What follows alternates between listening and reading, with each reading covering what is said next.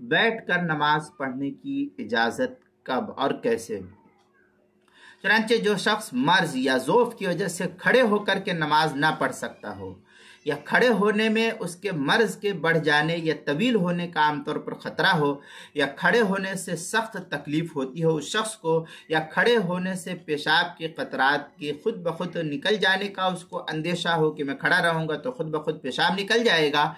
یا کپڑا وغیرہ مختصر ہونے کی وجہ سے، چھوٹا کپڑا ہے، زیادہ اس کے پاس کپڑا بھی نہیں ہے، تو کھڑے ہونے کی صورت میں سطر کھل جانے کا اس کو اندیشہ ہو، تو اس طرح کے آزار کی بنا پر اس شخص کے لیے بیٹھ کر کے نماز پڑھنا جائز اور درست ہے۔ چنانچہ حلبی کبیری کے اندر ہے وَإِنْ عَجَزَ الْمَرِيضُ عَنِ الْقِيَامِ عِجْزًا حَقِيقِيًّا أَوْ حُكْمِيًّا كَمَا إِذَا قَدَرَ حَقِيقَةً لَكِنْ يُخَافُ بِسَبَبِهِ زِيَادَةً۔ اس طریقے کی عبارت جو حلبی کبیری کے صفحہ 261 ہے،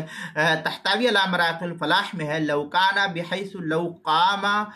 سلسل بوله او لو قام ينکشف